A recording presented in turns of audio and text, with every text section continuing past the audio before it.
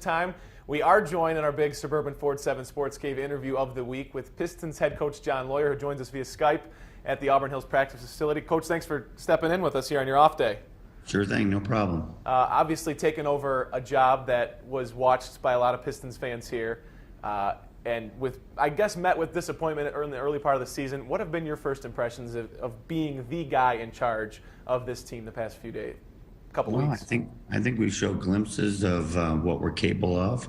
We just got to do it on a more consistent basis, and every single night, we kind of got to play the same way, and I think we'll be fine. Hey, John, it's Matt Derry. You mentioned, before about effort. Like a couple of times you've had to use the words energy and effort, and Larry Brown used to always say you can't coach and you shouldn't have to coach effort. I thought the last two nights your guys brought it. Positive thing, or do you look back and go, man, I wish we had that kind of effort in Charlotte the other night?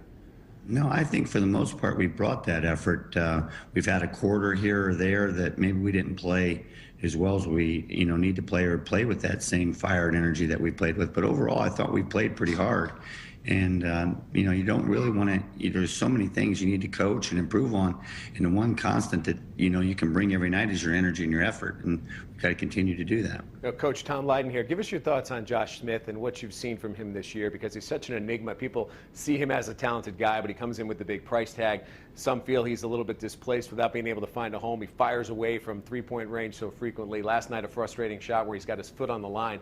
How do you coach a guy like that, and what's his best fit with this team? Well, Josh is a very versatile player. I mean, we've asked him to do a lot of things. He's played some three throughout his career in Atlanta, and we've pretty much played him a majority of the minutes at the three. We asked him then to play at the four. So, Josh can score in a variety of ways. Josh has super length defensively. Had a couple key blocks for us last night.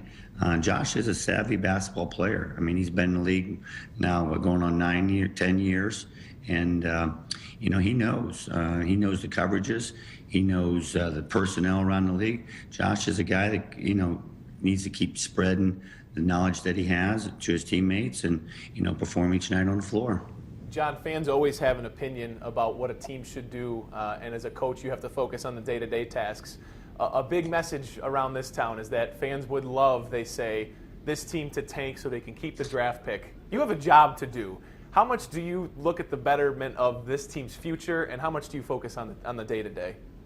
We just focus on the day-to-day. I don't know very many coaches that could do it the other way. We come in every day, and our first mindset is to get them better as individuals, whether you're in the rotation or whether you're outside the rotation.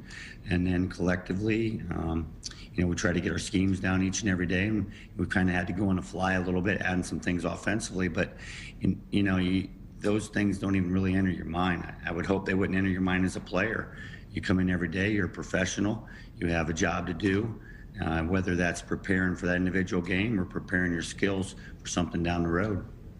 Hey, John, Tom mentioned Josh Smith earlier. Who is the leader of the team right now? Who's the guy that you're kind of leaning on as a veteran to pass along your message? And number two, could it even be Andre Drummond? Because he's always positive, and he's a guy I know you don't have to worry about at age 20. It kind of changes nightly. I kind of lean on all of them. We should all lean on each other. We don't have that one guy that you could say, that all-star guy that maybe, every night's going to perform, in a particular way. We've been at our best when we're very balanced. When I look down and you see 5 to 6 and sometimes up to 7 double-figure guys.